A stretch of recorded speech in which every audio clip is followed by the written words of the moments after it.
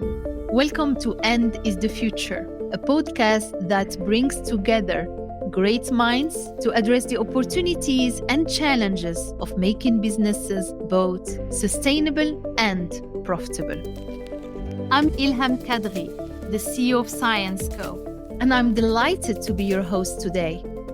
If you are as passionate about sustainable business as I am, let's explore how End is the Future together.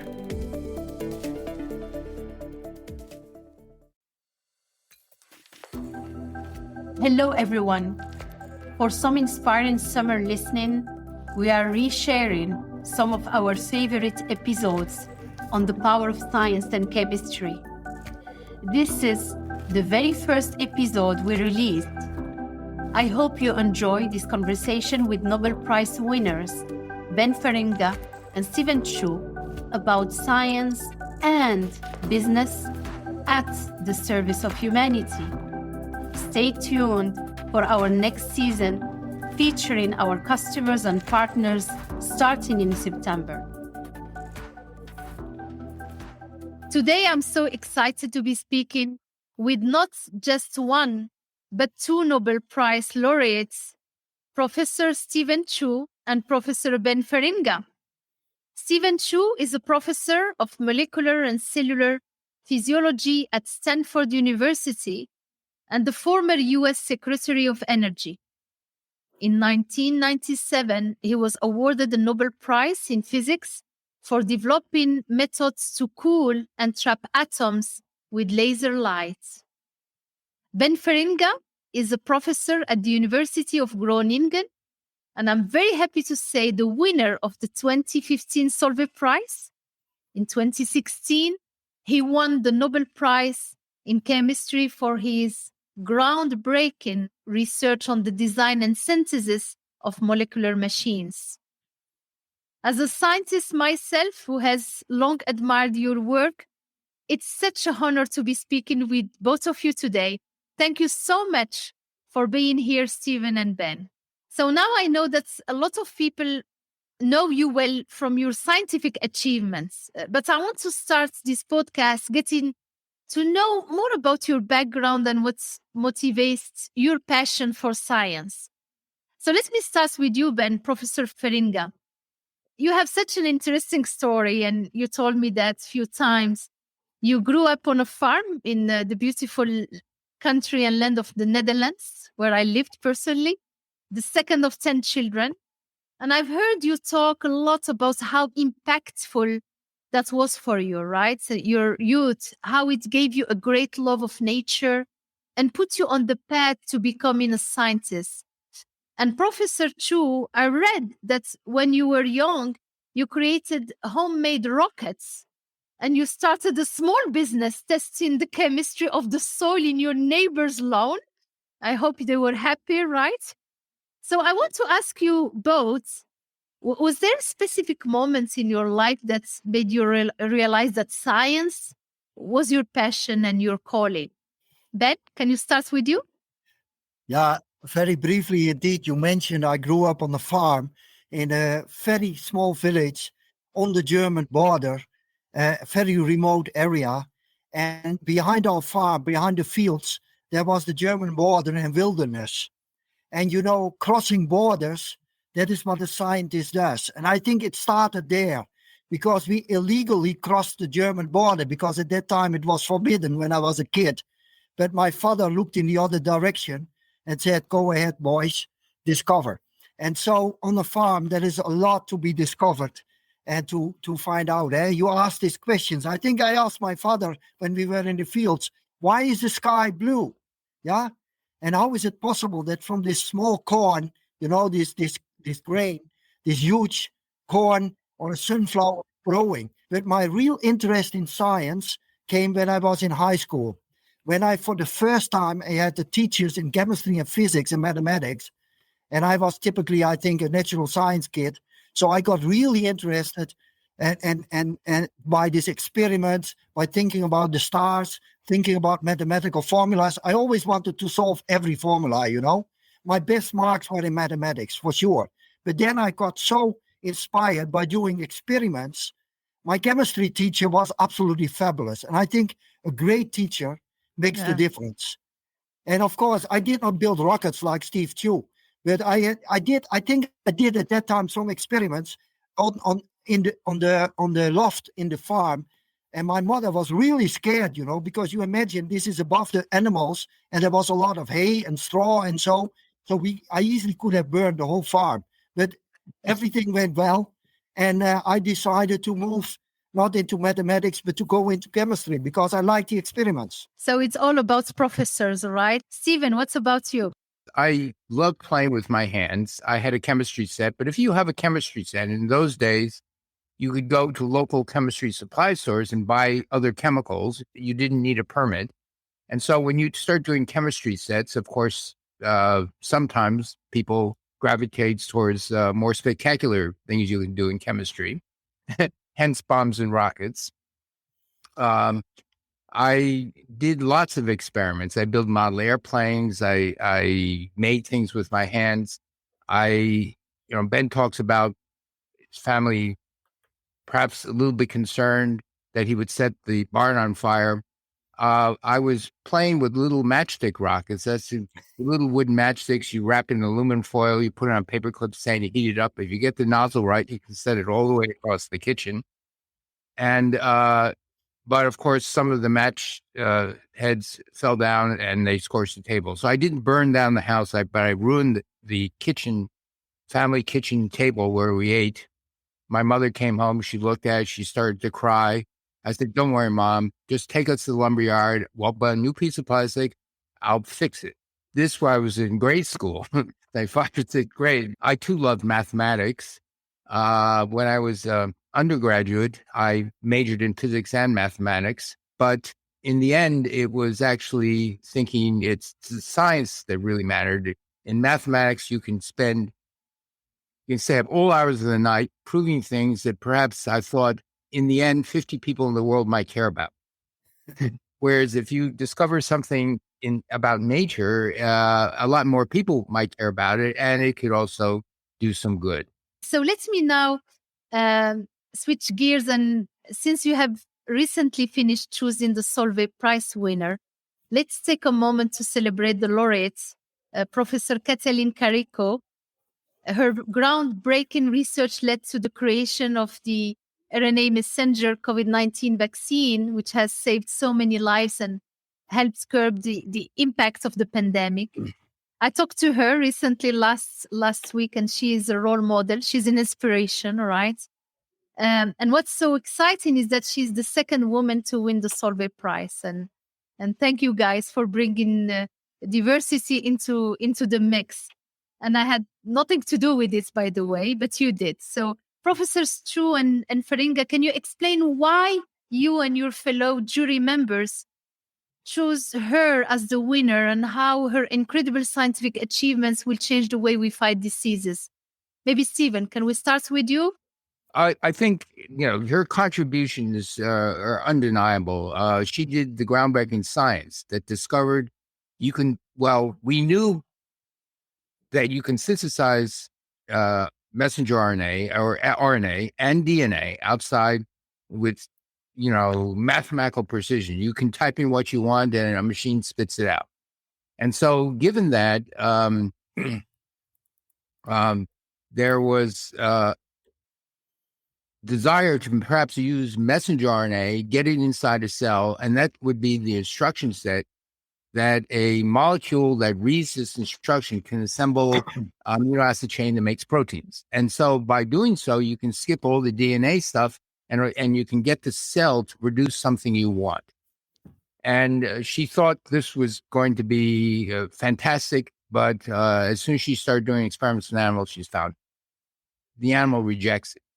And so it was her groundbreaking research to discover why it naturally rejects the RNA, even though cells every day make RNA that turns into messenger RNA. That's the instruction set.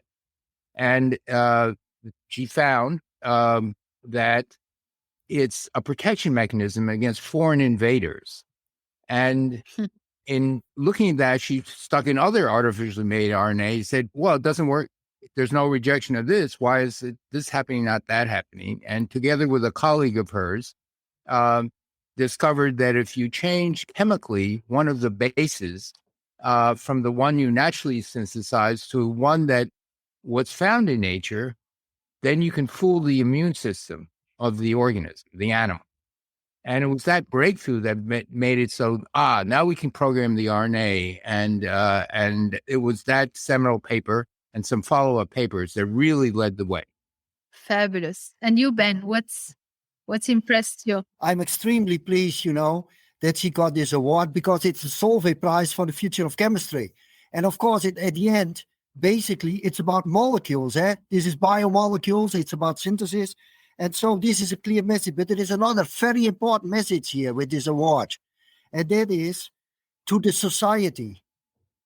Because recently we heard a lot about, these vaccines cannot be any good because they have been developed very quickly, in 1 or 2 years or so.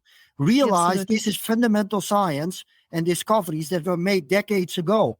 And this is the basis that makes this vaccine technology possible. This due to this long development. This is how science works. And furthermore, it's multidisciplinary in nature. This is modern science. You have to look across borders, You can be very good in chemistry or physics or biology, but usually big discoveries are made at the edges. And thirdly, I think it also recognizes discoveries that were probably not recognized at that stage. I think Steve mentioned it.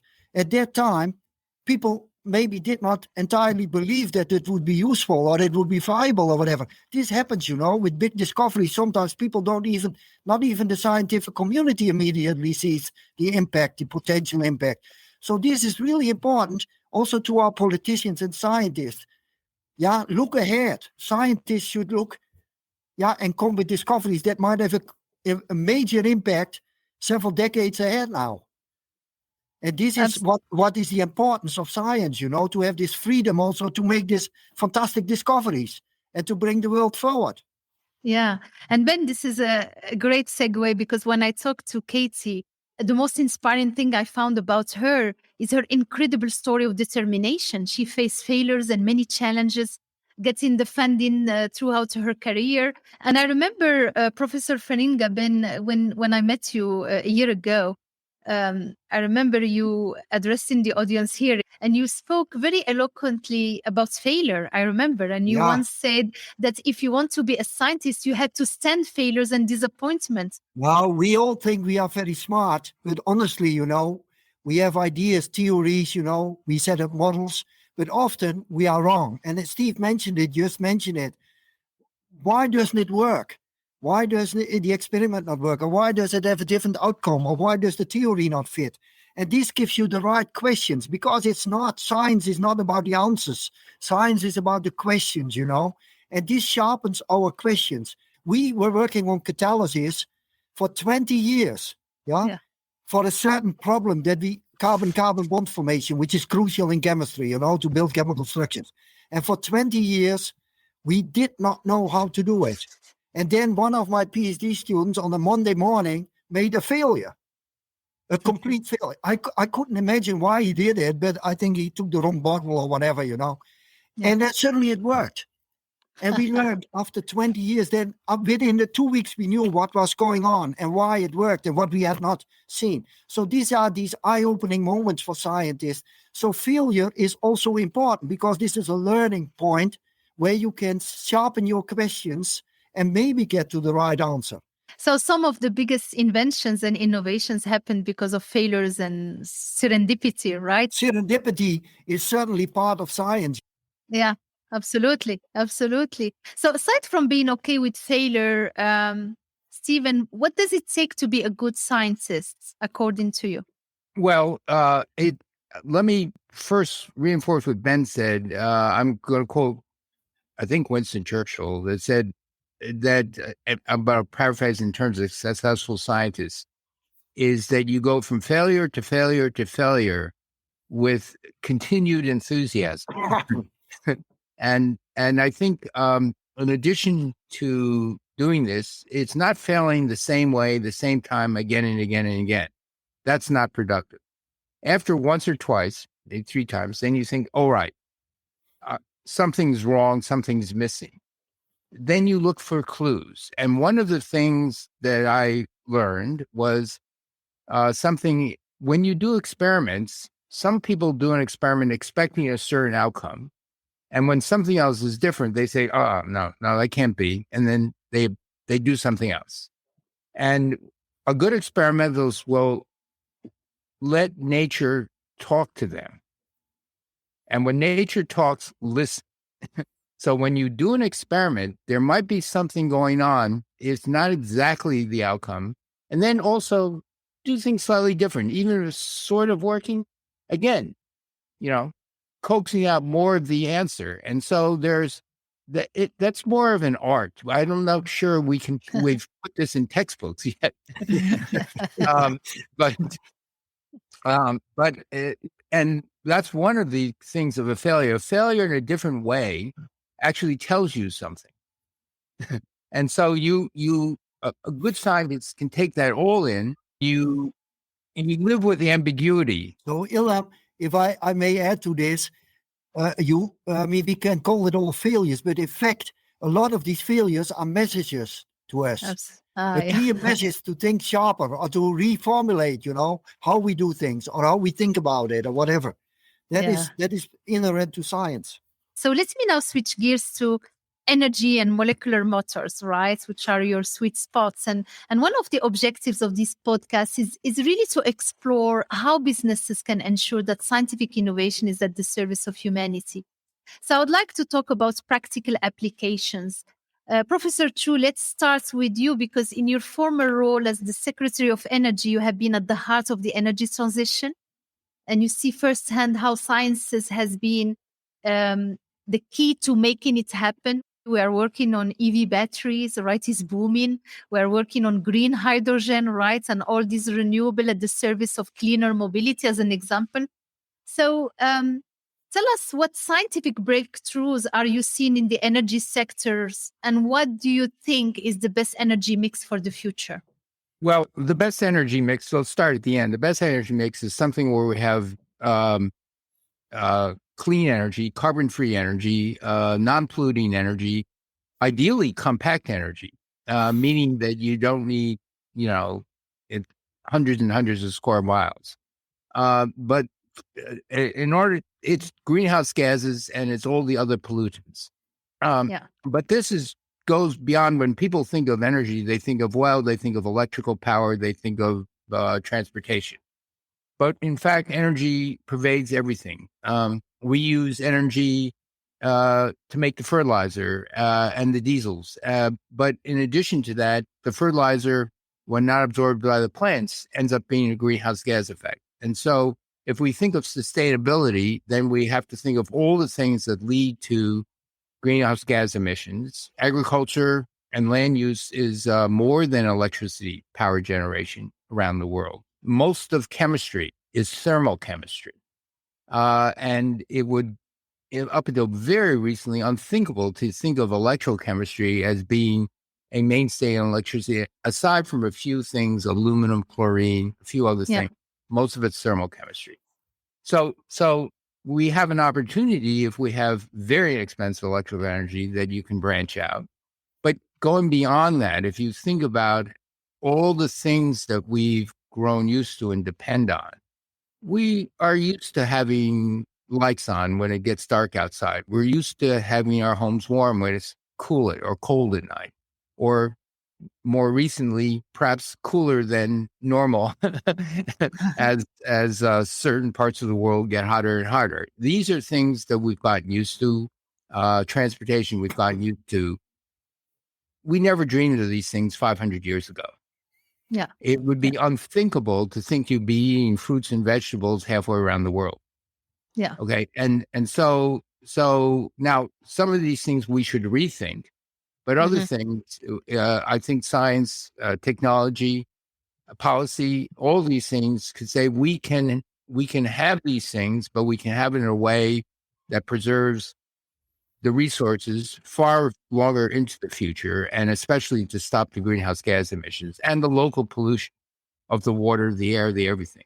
So now, in doing so, chemists chemistry actually lies at the heart of many of these potential solutions.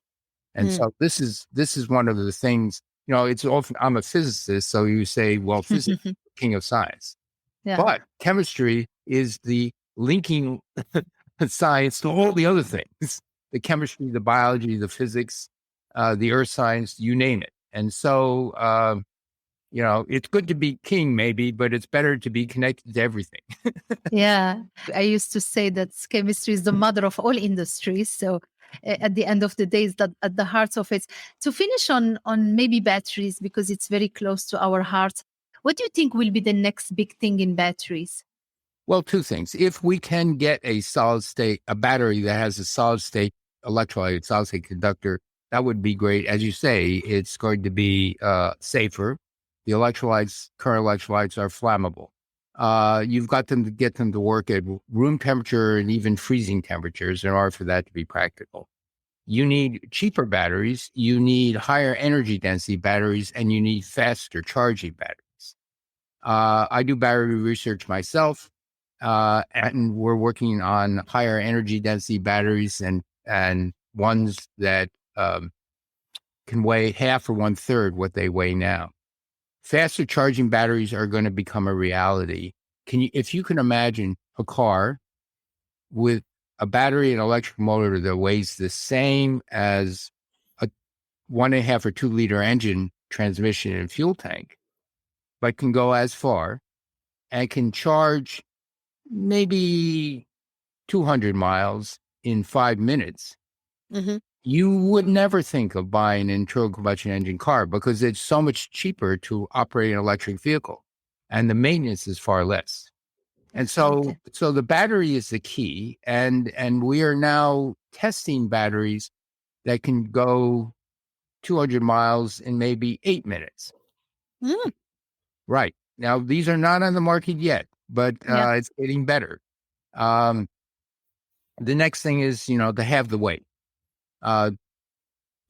So that half the weight means you're not looking on a heavy battery, which means you need a smaller battery. Many, many things. These are very exciting. It's a matter of when, not if. Now, we will never charge as fast as you can fuel up an internal combustion engine car. It's because when you put gasoline or petrol in your car, the power is 5 million watts of power going through that tube into your car. But you could transform the world with 500,000 watts of power. And this is what I'm talking about, these times of 5 minutes, because the battery and electric motors are 3 times more efficient. And so you gain back a little. So it's going to be a very exciting time. But remember, batteries are going to transform personal electrification, but long range, heavy duty air transport is going to need probably a chemical liquid hydrocarbon that's renewable. Yeah. Well, it's a fascinating conversation. Let me switch gears here. Professor Feringa, your work on molecular motors has incredible potential, especially in healthcare. Can you explain to our audience and innovators, explain the molecular motors, and what do you think are the most exciting applications for molecular motors in healthcare that you see coming? Yeah, first of all, let me briefly explain these molecular machines. And of course, there are many people in the world working around it. And I got this award together with my colleagues, Sir Fraser Stoddart and Jean-Pierre Sauvage, which were also pioneering on different concepts of molecular machines. We have been working on light-driven rotary motors, so to use light, energy to make something moving. Now, why do we think this is fundamentally so important? Because think of your body, I mean, everything moves, that we can talk with each other, we can see each other, you can move your muscles, etc. Mother Nature invented how to move things, although they never made a fuel-driven machine like in your car or in an airplane. But your body is full of machines, And the most beautiful example is the ATP's rotary motor. This is by far the most fantastic rotary motor that is there in the world. That makes the fuel in your body, the ATP. Having said that, moving from static material, like a piece of plastic, to something that is dynamic, etc., I think that by itself will be really important for the future. And why is that? Because you can make all kinds of smart, adaptive materials like soft robotics, functional materials that can adapt and reshape and whatever. And also for recycling of polymers in the future, plastics, all these materials. It's really important that we not only have static function, but we bring in dynamic function. I'm not saying that our motors will do that, but once you learn the principles, how to do that, it will be much easier to make robust materials, but also that have the propensity that they can easily recycle. And this is exactly what our body does. Your body does not fall spontaneously apart, but still 40% of your body or so is recycled every day, as far as I learned from my colleagues in biology. Now, in medicine, think about smart medicine. For instance, what we do, we build now drugs, pharmaceuticals, where we build in light switches so that we can switch on and off the light. And this is now a whole community in the world, where you engineer the neurons and you can then tune, the signals in the brain. But there you need genetic modifications. But what we do is we take artificial switches, like the switch in your eye, for instance, we modify it, we bring it to a biomolecule. And the whole idea is that when you have a tumor, you can detect it with this modern detection techniques, the modern imaging techniques, that you would be able to switch an anti-cancer compound on, the activity on, right on the spot. And it does not have all these nasty side effects. The same for an antibiotic. Activating an antibiotic on the spot, and it does not harm the rest of your body. It does not build up resistance. That is a bit the idea. So this goes all the way from self-cleaning windows, coatings on your car that you don't have to wash your car anymore, or you don't have to repair it because it self-heals, like a scratch in your finger, to smart drugs. That is the perspective for the future. It will take a couple of decades, but I'm convinced it will come. We have to learn how to do it. So it's more than healthcare, huh? It's everything at the service of humanity. Hygiene, cleaning, self-repair. I think Mother Nature does it. Why cannot we do it? We just have to be smarter to develop it. Absolutely. So I know that you both have a very strong interest in environmental sustainability, have a passion for sustainable chemistry. Can you tell us, Ben, more about how you see science and chemistry enable that more sustainable future in time where climate change, the risk of pandemic, look at what's happened, the world stopped because of COVID-19, brings the sense of urgency to take care of our home, the planet.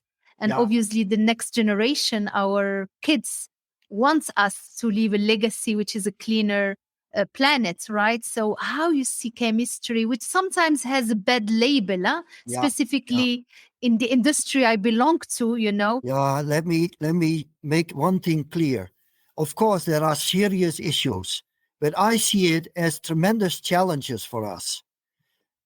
Realize that if I would tell my students, that I was teaching today, and I would tell them, oh, it's disastrous, with what happens in the world, they will not have a spirit for the future. These are all these bright young people. We have to tell them, see it as challenges and reshape chemistry, for instance. I'm a chemist, and the same holds for parts of physics, material science, engineering, biology.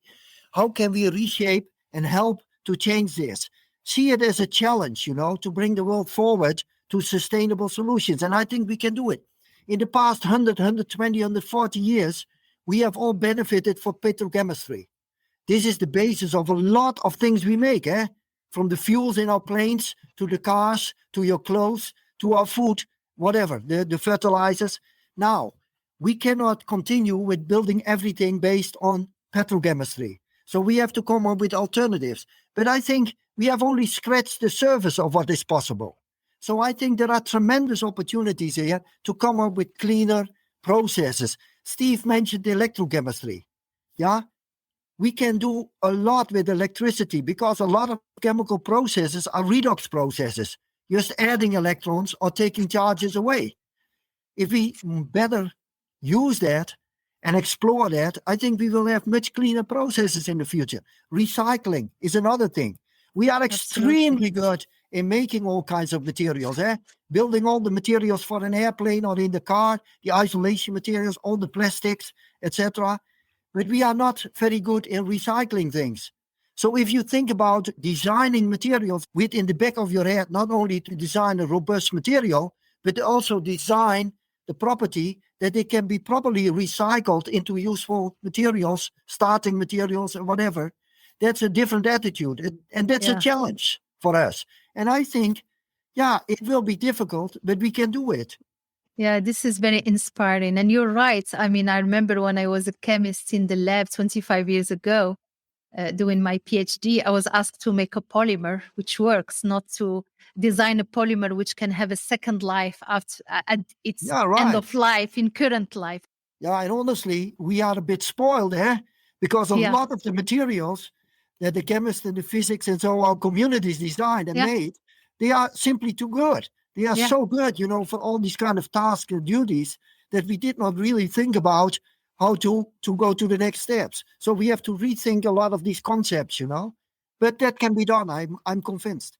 Do you agree, Stephen, that circularity is part of the answer to sustainable challenges? Yeah. Absolutely. I would think, as Ben said, due to discovery of the chemistry that comes with oil, natural gas, and the petrochemical industry, things got very good. They got very inexpensive. They got very durable.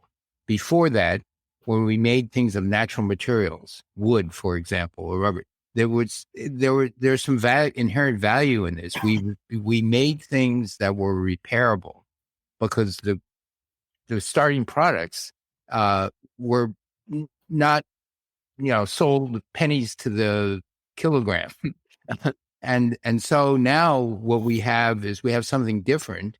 Yes, it could still be inexpensive, but the full costs to our lives, to the environment, are much higher. And so now we have to think of recycling and recycling means, in a certain sense, repairable. We went to a disposable economy because people figured out, you build a refrigerator, make it last 10 years, not 50 years, throw it away, buy another one. And this does not do the environment any good. And so this whole business of making things last longer, repairable, ultimately recyclable, has to be designed in from the ground up. And in terms of petrochemicals, it is a very ticklish question. Is how do you actually design this stuff that was so durable and so inexpensive to say, come apart when we want you to come apart, back to original building blocks, and then reassemble. Yeah. That's what life does. The building blocks of proteins are amino acids. They recycle them. There are little machines that chop them up into amino acids again. Yeah. So recycling, we should be greedy with the resources and use them again and again. Honestly, Mother Nature doesn't spoil so much. Yeah. They are very good in recycling and reusing. And if it's not by yourself, the bacteria use it, for instance, or the plants grow on it. Yeah. This is exceptional. So I will have another podcast on recycling and circularity with you guys. We are getting to the end of the podcast. So one last question. What did winning the Nobel Prize mean to you both? Now, for me, of course, it was a dream coming true. Yeah. And that, having said that, I was not busy with the Nobel Prize or whatever. I was fascinated by this scientific adventure, the discovery that started already when I was a kid. I mentioned, the adventure of wanting to know. And I was reading these books of Humboldt and about adventurers, discoverers. And then suddenly you realize at a certain point that you are a discoverer that is recognized in the world. And it's like a dream coming true, and I wish every talent, to have this kind of dream. Stephen? Well, I did not appreciate it. It took me a while, in the sense that, people begin to say, well, maybe you're going to get a Nobel Prize. And I just shrug my shoulders. And because I'm thinking, well, I know a few Nobel laureates. Before the prize, they were very good scientists. After the prize, they didn't suddenly become better scientists. And so it never hit me that among the scientists maybe it's all right, but in the general public it was very different. And it actually didn't hit me until the night of the ceremony, when you march out into the this converted opera house, that I realized, wait a minute, this is different. You're going to become part of history. But the other thing that I did not fully appreciate is I did appreciate that I said, I'm never going to speak about something I don't know anything about. But that's a Nobel Prize disease. But as a citizen of the world, what does that mean? And I started this around year 2000. I got my prize in 97. But around 2000, I got interested. Maybe these people talking about climate change are skeptical. I started reading about it. Wow. I kept my word. I was never going to talk about anything I didn't know anything about. What it made me do is learn about it. Because if you are informed, you do have another voice, an extra voice that other scientists don't have. But it's the duty of people in this position to become very well informed before they start talking.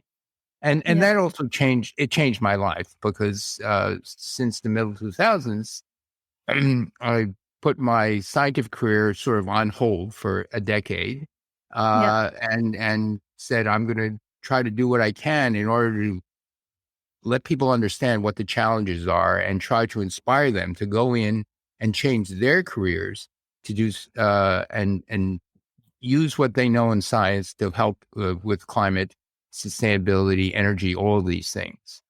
Now, since leaving government, the only thing I want to do is go back to science. But it changed my life. I started doing research in these areas as well. But I would not have done that had I not had a Nobel Prize. What changed in my life was, that of course, I still do science, but the opportunity to go to advocate the importance of science to society, to the general public, appearance on radio and whatever, to go to schools, to encourage the young students, in high schools, in elementary schools, all these kind of things, that never was so intense than after the Nobel Prize. And apparently this is a fantastic opportunity to do that, and it helps a lot. So to advocate the importance of science, to bring our future forward, to bring the talents forward. And also you should be, what Steve said, suddenly they think you have an opinion about everything. So I want to quote my wife, who was asked by a journalist on television, how is that to be married to a Nobel Prize winner? And her answer was, he seems to know a lot about chemistry. Fabulous. So it's another proof of your leadership. Humility is the best and one of the most fascinating attributes of great leaders. And my takeaway is that the journey, focus on the journey. If the journey is fascinating, brilliant, the destination can be as bright as bringing you to Nobel Prize. And listen, you are part of the history of Nobel Prize, but I know that your legacy and your work and contribution are invaluable and part of our future. So thank you so much for joining me today, Professor Feringa and Professor Chu. This was a fascinating discussion, most inspiring, and I'm sure will be so inspiring for our listeners, for scientists and business people alike, by the way, as we strive to ensure our scientific innovations are the service of humanity and its progress. Thank you both. Thank you. Thank you so much. Thank you so much for joining us today. For more information or to listen to other episodes, visit our website. And if you like these podcasts, don't forget to subscribe. Until next time, be safe.